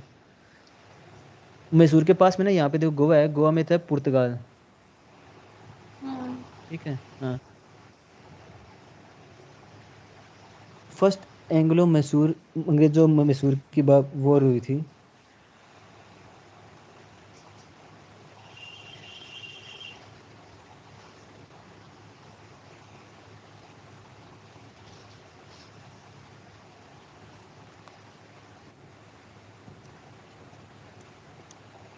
मैसूर, और पहले इसमें जो लड़ाई हुई थी वो हुई थी हैदर अली। हैदर अली था मैसूर का राजा, versus East India company.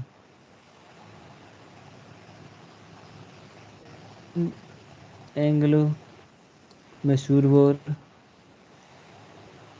1775 to 84। अब इसमें देखना ट्विस्ट रहेगा। इसमें क्या था, हैदर अली तो था 1780 तक, फिर हैदर अली मर गया था, कैंसर था, हैदर अली मर गया था 1780 में।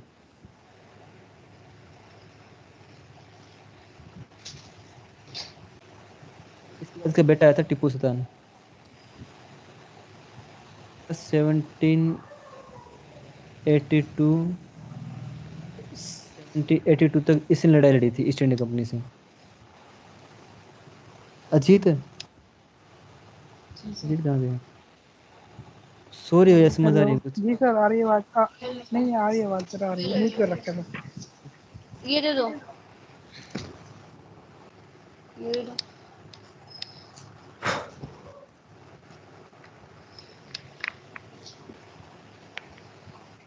जी सर। देखो, पहला युद्ध तो अंग्रेजों ईस्ट इंडिया कंपनी में फॉर्मली लड़ा गया, और हैदर अली जीत गया था। ईस्ट इंडिया कंपनी हार गई थी, हार गई थी, ईस्ट इंडिया कंपनी हार गई थी युद्ध। ये फॉर्मल युद्ध था, ईस्ट इंडिया कंपनी हार गई थी। ईस्ट इंडिया कंपनी हारने के बाद टिप्पू सुल्तान, हैदर अली ने एग्रीमेंट साइन किया अंग्रेजों के साथ कि अगर हम किसी स्टेट का युद्ध लड़ते हैं, आपकी जरूरत होती है, तो आप हमारी हेल्प के लिए आओगे। हेलो। जी। हाँ। देखो, फर्स्ट युद्ध तो फॉर्मली हुआ था, भी आपस में लड़ पड़े एरिया के लिए। अंग्रेज एरिया चाहते थे और हैदर अली एरिया देने चाहता था, अंग्रेजों का एरिया हैदर अली चाहता था। तो आपस में लड़ पड़े। तो इस युद्ध में अंग्रेज हार गए। अंग्रेजों को हारने के बाद हैदर अली ने बोल दिया कि जब भी हमें जरूरत पड़ेगी लड़ाई की तो आप अपनी सेना भेजोगे, हम किसी भी लड़ने जाएंगे आप सेना भेजोगे। अंग्रेज मान के भी हाँ भेज देंगे। फिर अंग्रेजों ने अपनी सेना, फिर है ना हैदर अली ने युद्ध शुरू कर दिया मराठों पे। हैदर अली ने मराठों पे युद्ध शुरू कर दिया, मराठों के साथ युद्ध हुआ तो हैदर अंग्रेजों ने अपनी सेना नहीं भेजी। तो गुस्से में आके हैदर अली ने अंग्रेजों पे फिर से हमला कर दिया, भी आपने मेरी सेना क्यों नहीं भेजी। और इस युद्ध में फिर ईस्ट इंडिया कंपनी हार गई। ईस्ट इंडिया कंपनी हारने के बाद हैदर अली ने उनसे कुछ पैसे लिए थे, फर्स्ट युद्ध में सेकंड युद्ध भी आपके कारण हमारे हैं तो पैसे दो, में आप पे भरोसा कर लिया। तो पहले दो युद्ध में तो हैदर अली जीत गया था, मैसूर जीत गया था।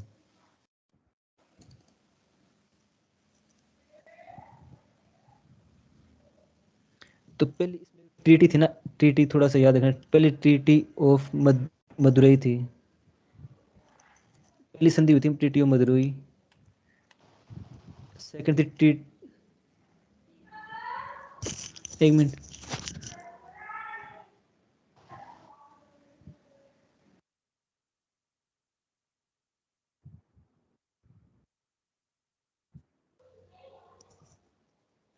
पहले प्रियंका हाँ जी सर। आप अभी क्या बता रहा हूँ मैं, समझा ना कुछ आपको। हाँ, टीटी के पहले युद्ध बारे में में तो बताना क्या? टीटी के हाँ, बारे में। फर्स्ट में तो मैसूर में हैदर अली जीत गया था। उसने अंग्रेजों के साथ ट्रीटी साइन कर ली। इस ट्रीटी में ये बोला बैठ के भी आप जब भी हमें जरूरत पड़ेगी मद्रास को, मैसूर आप को, हमारी हेल्प अंग्रेजों को आना करेंगे। पड़ेगा। हाँ, अंग्रेजों को आना पड़ेगा, युद्ध में अपनी सेना भेजनी पड़ेगी।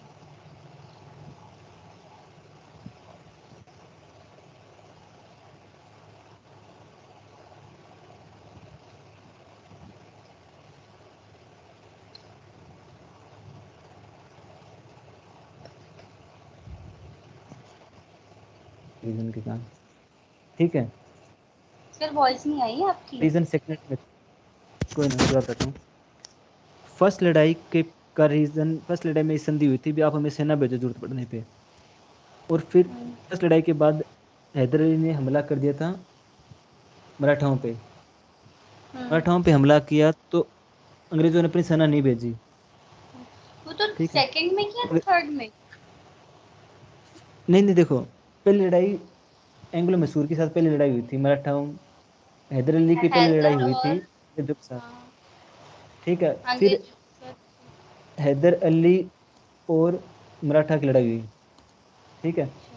फर्स्ट लड़ाई में क्या हुआ था, ईस्ट इंडिया कंपनी को बोला कि जरूरत पे आप अपनी आर्मी भेज देना, ठीक है। जब हैदर अली मराठा का युद्ध हो रहा था ना, तो ईस्ट इंडिया कंपनी ने अपनी आर्मी नहीं भेजी है।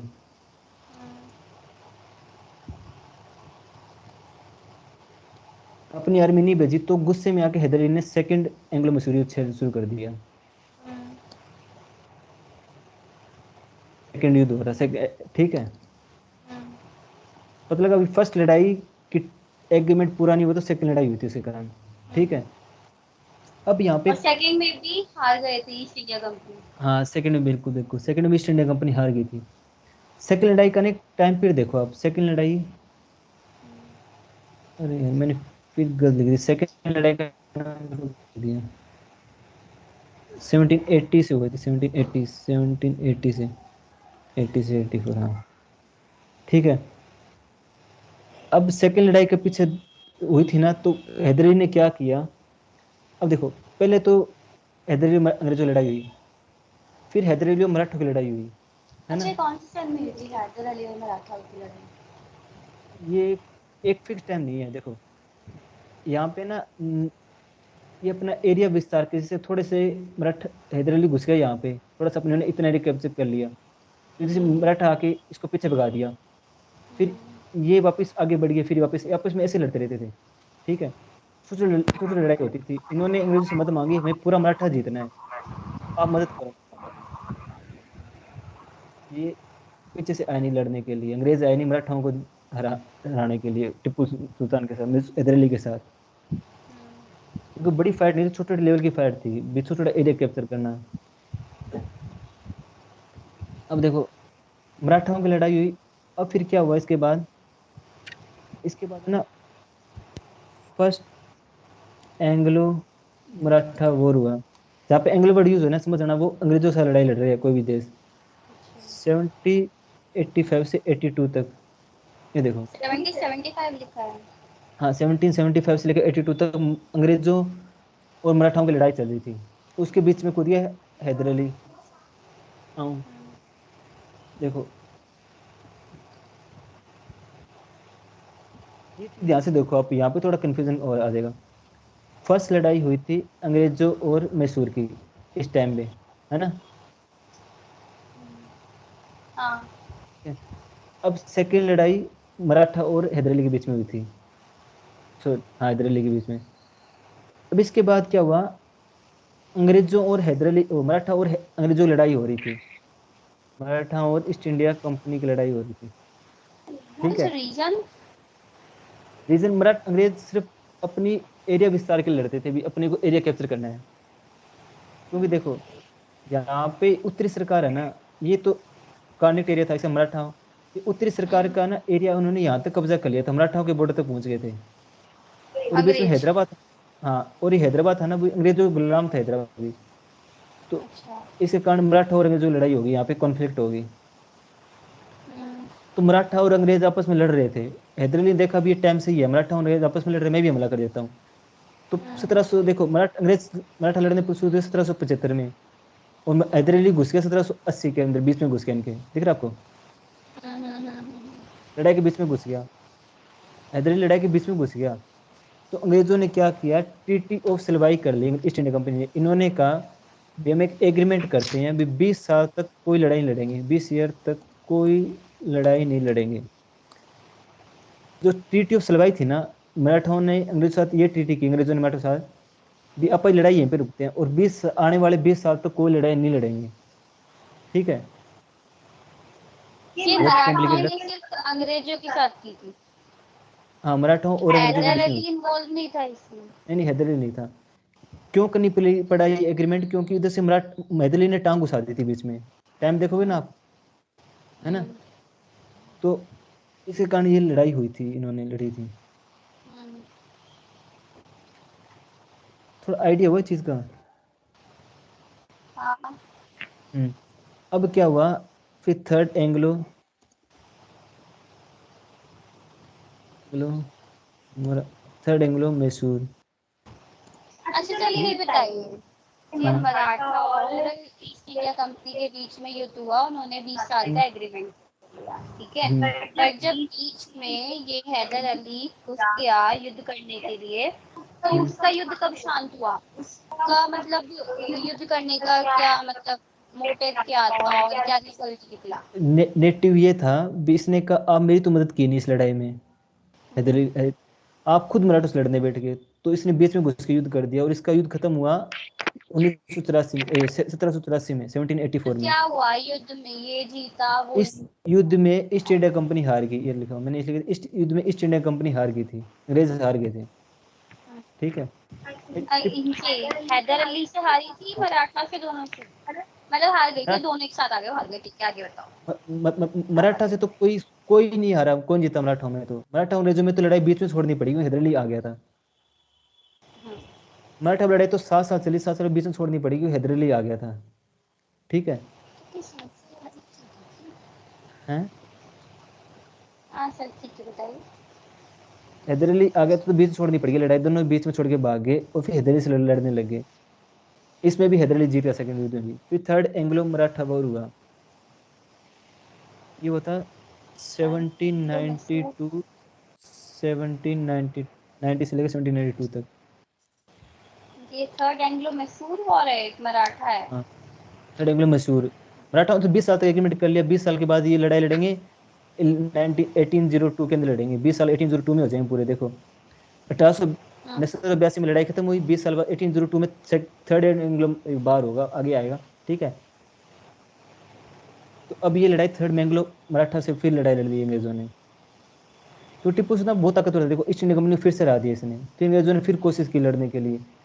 टिप्पू सुल्तान जीत जीत क्यों रहा था, क्योंकि टिप्पू सुल्तान को फ्रेंच सपोर्ट करे थे, फ्रेंच। टिप्पू सुल्तान की आर्मी बहुत मॉडर्न थी, सोल्जर बहुत एडवांस थे वो, उनको बहुत चीज़ों नॉलेज थी। थर्ड एंग्लो मैसूर वॉर हुआ, इसमें एक ट्रीटी हुई, ट्रीटी ऑफ श्रीरंगपट्टनम। इसमें टिप्पू सुल्तान हार गया था। Treaty of Srirangapatnam. हाँ, ये रंगपट्टनम कर्नाटका का शहर है आज के टाइम। इसमें टिप्पू सुल्तान हार गया था। इसीलिए हम जीत गए। शनिवार जीत गई थी। इसके बाद हुई फोर्थ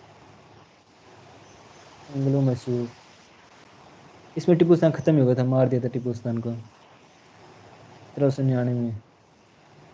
देखो, जो थर्ड एंग्लो मैसूर वार हुई थी ना, इसमें टिप्पू सुल्तान हार गया था। तो अंग्रेजों ने क्या किया, टिप्पू सुल्तान को अब हमें 3 करोड़ रुपए दे, क्योंकि लड़ाई पे खर्च हो गए रुपए। टिप्पू सुल्तान ने कहा मेरे पास इतने पैसे नहीं है। तो टिप्पू सुल्तान के 2 बच्चे थे, अंग्रेज उस बच्चों को उठा के ले गए थे अपने साथ। ठीक है, टिप्पू सुल्तान के 2 बच्चों को अंग्रेज उठा के ले गए। तो टिप्पू सुल्तान ने उन बच्चों को बचाने के लिए लड़ाई लड़ी 1799 में।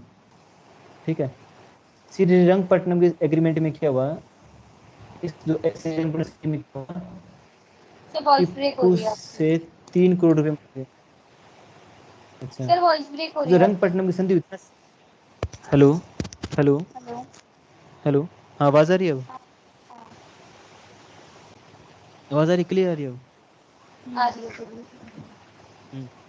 जो श्रीरंगपट्टनम की ट्रीटी हुई थी ना, उसमें टिप्पू सुल्तान को अंग्रेजों ने कहा 3 करोड़ रुपए दे, तूने हमारे नुकसान करा दिया। तो टिप्पू ने कहा मेरे पास 3 करोड़ रुपए नहीं है। और अंग्रेज ईस्ट इंडिया कंपनी टिप्पू सुल्तान के 2 बच्चों को उठा के ले गई। जो 2 लड़के थे उसके, उनको उठा के ले गई। ठीक है, किडनैप कर लिया उनको, कहते पैसे दे जाना, तेरे बच्चे ले जाना। फिर टिप्पू ने चौथी बार लड़ाई लड़ी, लास्ट टाइम लड़ाई है ये। और टिप्पू मर गया यहाँ पे टिप्पू डाइड हो गया, खत्म हो गया। इसके बाद मैसूर का चैप्टर क्लोज है यहाँ पे। बहुत लड़ाई क्यों थी अपने? 1799 में लड़ाई हुई और उसमें तो उसी समय वो खत्म हो गया, लड़ाई ज्यादा चली हुई। हाँ, ये एक साल की सबसे लड़ाई में टिप्पू ऐसा सुल्तान नहीं मर है। गया था।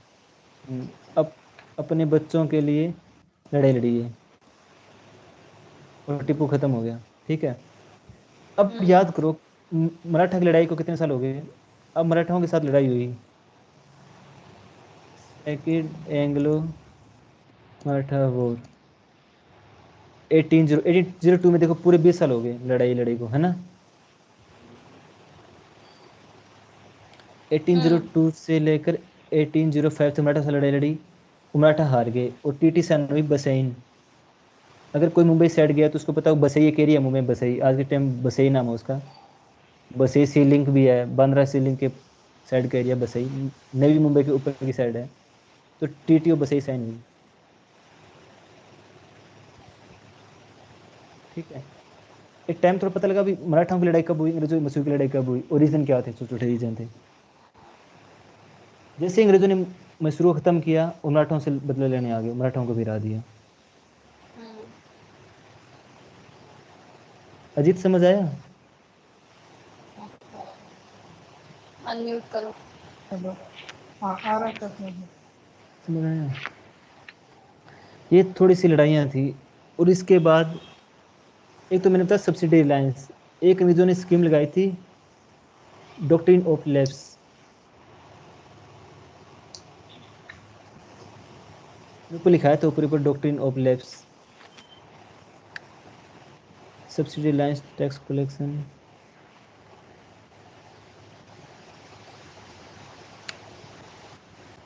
या द डिक्लाइन आ गया।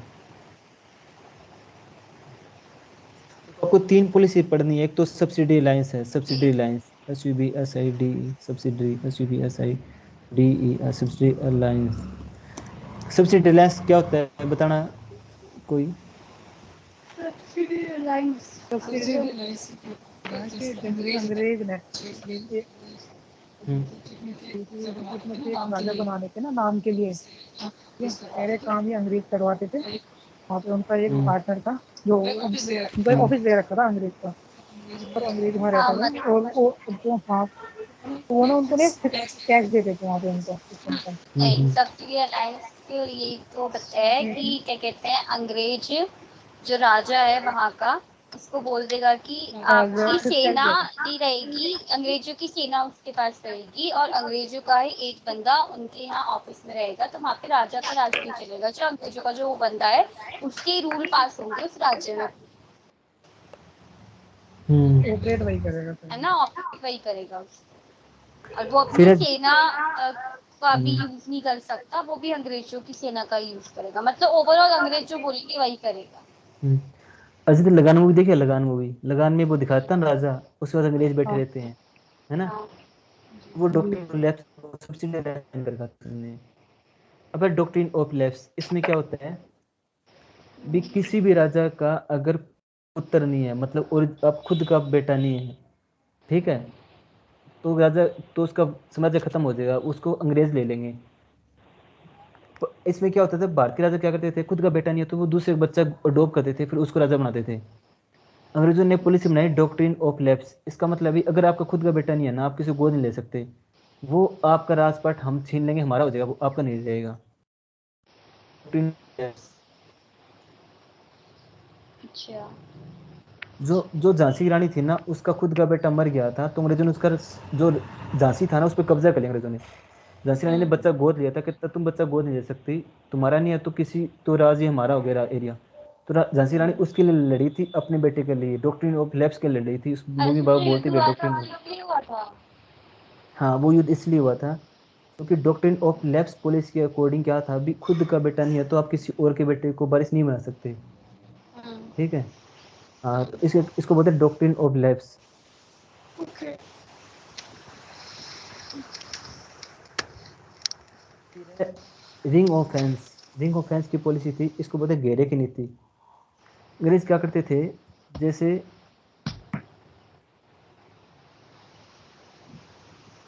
यहाँ पे ये हैदराबाद है, जैसे आज का ये हैदराबाद स्टेट है, तो यहाँ पे इधर मराठों, हैदराबाद को हराना मान लो, तो इधर से मराठों को सपोर्ट करते थे हैदराबाद को हराने के लिए, इधर से कर्नाटक को, कर्नाटक को सपोर्ट करते थे, ऊपर से अवध को सपोर्ट, इधर बंगाल को सपोर्ट करते थे, इधर से इसको सपोर्ट करते थे, तो उसको घेर लेते थे स्टेट को, इधर से टिप्पू सुल्तान को सपोर्ट कर दिया, तो घेर के रहते थे। घेरे की नीति, रिंग ऑफ फेंस, ऐसे घेरा बना के अंग्रेज हराते थे किसी स्टेट को, उसको बोलते रिंग ऑफ फेंस। या क्या करते थे अंग्रेज, मान लो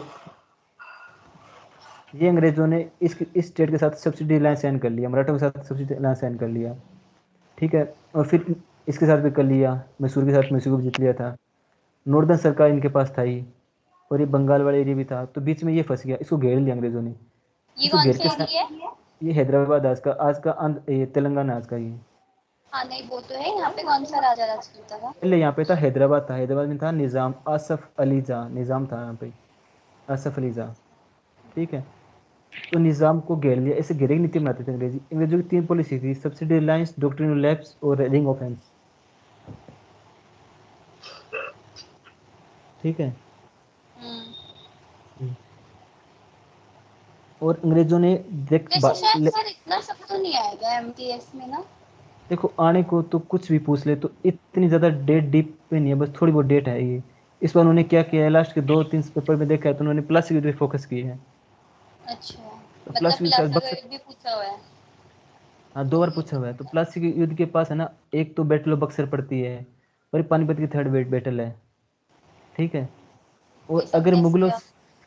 मुगल से क्वेश्चन पूछे तो मुगलों के बारे में मैंने आपको बता दी भी, 5 राजा ये थे और 2 राजा, 3 राजा ऊपर थे, है ना, अकबर, औरंगजेब और ये चंद्रगुप्त बाबर। वगैरह इन सब का नहीं पूछेगा क्या? वो एंशियंट हिस्ट्री में है, वो इतना हार्ड नहीं है, चंद्रगुप्त के बारे में नहीं पूछा उन्होंने, कभी देखा ही नहीं उसमें। ये ना, आप अगर इनको ना डेट को, जैसे अभी अपन कर लिया, अगर आप इनको याद कर लेते हो ना तो इतना हार्ड नहीं है, याद हो जाएगा, 2 बार पढ़ लो सन भी इधर। तो देखो कितने सारे कहाँ से याद होंगे। अगर आपको सीरीज पता है ना, देखो आपको सन नहीं पता, ये मान लो नहीं याद है आपको, पर एक ऑर्डर पता नहीं, पहले लड़ाई ये हुई थी मुगलों के, इसके तो आप पेपर में एडजस्ट कर सकते हो भी, हाँ ये लड़ाई पहले हुई थी, ये सन पहले आएगा। हाँ डेट याद वैसे नहीं कर आ रही, कोई सकते हैं, दिक्कत नहीं। नंबर वाइज याद कर लेते हैं। ये हाँ शायद भी देख लो भी, अब लड़ाई क्यों हुई देखो, अपनी इन्होंने, अंग्रेजों ने अपने दिया और वो भारी पड़ गया, अंग्रेज हार गए, ट्रीटी साइन कर ली, वो ट्रीटी को पूरा नहीं कर सके, तो सेकंड लड़ाई होगी, फिर सेकंड लड़ाई होगी, तो फिर सेकंड लड़ाई में भी अंग्रेज हार गए, तो अली ने फिर वो देखा, फायदा देखा भी अंग्रेज लड़ रहे हैं मराठों से, फिर अंग्रेज टिप्पू से फिर बीच में घुस के लड़ने लग गया। इस पर टिप्पू सुल्तान आ गया थर्ड लड़ाई में, उसके बच्चे पकड़ लिए। फिर बच्चे उठाने के लिए से फोर्थ लड़ाई लड़ ली, उससे मराठों के साथ किया, मराठों के एरिया के लिए अंग्रेज लड़े। फिर मराठों से सेकंड लड़ाई लड़ी, क्योंकि उनको 20 साल का टाइम दिया था फर्स्ट लड़ाई में, 20 साल बाद फिर सेकंड लड़ाई लड़ ली अंग्रेजों ने। ओवरऑल मतलब पूरे फिर है भारत ना, पे कब्जा कर। आपने थोड़ा बहुत लिखा तो इसको ना एक बार पढ़ के देखना। ओवरऑल अंग्रेजों पूरे भारत पे कब्जा कर लिया था। और क्या है क्या?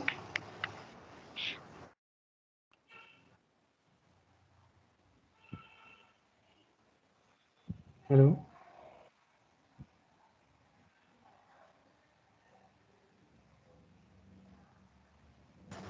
हेलो। हेलो। हाँ सर, मतलब ओवरऑल पूरे इंडिया पे ही कब्जा कर लिया था ना ऊपर, मतलब ये हाँ यूपी, बिहार, जम्मू कश्मीर तक, लद्दाख तक, वहां तक पहुंच गए थे। आज इन्होंने, मैं दिखाता हूँ आपको एरिया इनका कब्जा किया होगा कौन सा था।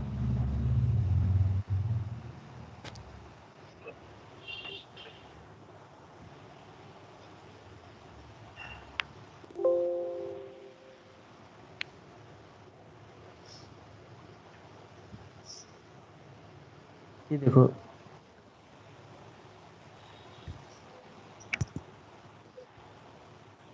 आपको एक दिख रहा है मैप, ये ना आज का टाइम है ना, म्यांमार है ये, मेरा पड़ोस देश है ना। ये नेपाल है, ये भूटान, ये कश्मीर है। जो आपको पिंक कलर का दिख रहा है, सॉरी येलो कलर का दिख रहा है येलो हाँ कलर का, हाँ हाँ, ये येलो है। है सब्सिडरी अलायंस, ये सब्सिडरी अलायंस है ये, ठीक है। मतलब जितना येलो है सब वो सब जगह सब्सिडी अलायंस से अप्लाई होती है। हाँ, और जो पिंक है ना, वहाँ पे डायरेक्ट रूल है, उनका डायरेक्ट रूल है, अंग्रेज राज कर रहे हैं यहाँ पे, ठीक है। अच्छा, मैं ओवरऑल पूरे इंडिया पे ही कर रखा है ना, यहाँ आधी हर जगह सब्सिडी अलायंस है, यहाँ पे डायरेक्ट हाँ अंग्रेजों का राज है। देखो ब्रिटिश, मतलब कुछ जगह ही हाँ छोड़ ब्रिटिश, रखी है। बिल्कुल बिल्कुल, मतलब वो सारे एरिया पे कब्जा कर लिया था। ये दिखा रखा है अभी येलो पे, नेटिव स्टेट एंड टेरिटरी, मतलब यहाँ पे सब्सिडी, मैसूर में सब्सिडी रिलायंस साइन कर लिया था, त्रावणकोर में सब्सिडी रिलायंस था, हैदराबाद में मतलब सब्सिडी रिलायंस जहाँ था। पे राजा का राज्य नहीं था, वहां पे अंग्रेजों का खुद का राज्य था। हाँ, जैसे बंगाल में ऐसा राजा कुछ को राजा है। खुद राज करने लगे। बिल्कुल बिल्कुल बिल्कुल, अच्छा। बंगाल में राजा को भगा दिया, खुद अंग्रेज राज करने लगे, ठीक है। कश्मीर में अंग्रेजों ने सब्सिडी रिलायंस साइन कर लिया था, राजा से सिर्फ टैक्स लेने लगे, अपना बंदा छोड़ दिया, वहाँ पे टैक्स लेने लगे। कहाँ पे? नेपाल में, कश्मीर में कश्मीर में कौन राजा था उस वक्त? उस टाइम राजा था गुलाब सिंह। और नेपाल में? कश्मीर डोगरा, नेपाल में हिंदू डायनेस्टी थी एक, नाम याद नहीं आ रहा कौन सी थी, सुलेंद्र सिंह राजा था यहाँ का इस टाइम। और भूटान में नामग्याल डायनेस्टी थी, नामग्याल। और सिक्किम में भी नामग्याल आप थी। ऐसी लिख के दे सकते हो प्लीज क्या? ये ऐसे कुछ पूछ, देखो, अगर पूछ ले तो। नहीं नहीं नहीं नहीं पूछेंगे नहीं आप, पूछेगा ना, अगर तो मैं, ठीक है।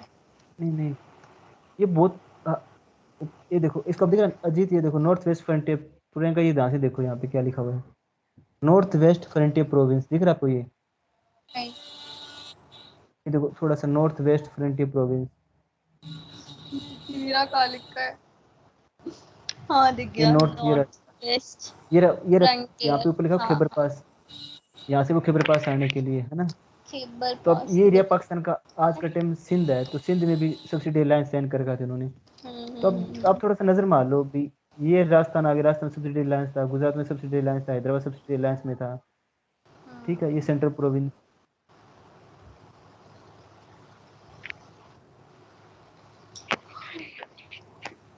ठीक है सर, हो गया क्या? अभी तो अभी ये रहता है। ये दो हो गए। एक लास्ट लिख लो, 1813 में पहला चार्टर एक्ट आया था, CHART चार्टर एक्ट। इसका क्या मतलब होता है, ईस्ट इंडिया कंपनी, इंग्लैंड सरकार ने कानून बनाया और ईस्ट इंडिया कंपनी को अपने अंडर में ले लिया। चार्टर एक्ट का मतलब होता है एक चार्टर पास के, एक प्लान बनाया भी, आज के बाद ईस्ट इंडिया कंपनी किसने हमारे पास बनाया? होगी। इंग्लैंड ने, इंग्लैंड की कंपनी थी ईस्ट इंडिया कंपनी। हम्म। ईस्ट इंडिया कंपनी सारा युद्ध लड़ रही है, मैंने ऊपर लिखा ना, ईस्ट इंडिया कंपनी युद्ध लड़ रही है, तो उन्होंने इतना सोना लूटा, बस इतना पैसा लूटा ना, यहाँ पे जो बंदा जाता था ना इंग्लैंड, इंडिया से इंग्लैंड, तो वहां पे जाके वो खूब पैसा उड़ाता था, मतलब वहां पे एक बंदे ने तो प्रधानमंत्री पद की सीट ले ली, खुद प्रधानमंत्री बन गया था, इतने पैसे हो गए थे इंडिया से जाकर। एक आगे राजा गवर्नर रहेगा, उसने खुद बदामती बन गया था, इतने पैसे लगा दिए, इंडिया में बहुत पैसे लूट के गए थे वो। तो उसको कंट्रोल करने के लिए इंग्लैंड की गवर्नमेंट, वहाँ की पार्लियामेंट लेके आई, चार्टर एक्ट कानून लेके आई, आज के बाद ईस्ट इंडिया कंपनी हमारे अंडर में काम करेगी। East India company British parliament के अंडर में काम करेगी, पार्लियामेंट के अंडर में काम करेंगे। 1830 में चार्टर एक्ट लेके आई, उसके बाद ब्रिटिश इंडियन कंपनी पार्लियामेंट में इसके अंडर में काम करेगी।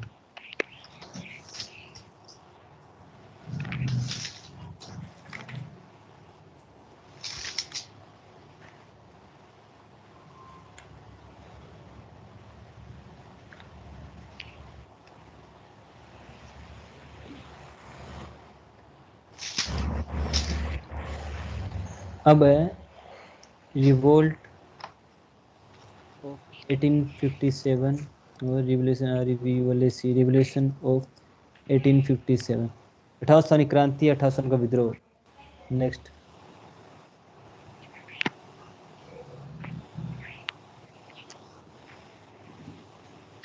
अजीत, जी सर। खूब बोर हो गए। आज से बहुत सारा पढ़ लिया, अब चलो, दिमाग में भी नहीं रहेगा इतना तो। नहीं नहीं नहीं नहीं, बाकी आप बाद करो में इसको। पढ़ेंगे। ठीक है ठीक है, ये ना थोड़ा सा डेट देख लेना अजीत, ये चीजें ठीक है। हाँ डेट देख लेंगे सर। बाकी कोई ना, एक दो बार इस पे आप नजर मारोगे ना, हो जाएगा, जो नास मुझे पूछ लेना। ठीक है, जी ठीक है सर। ओके।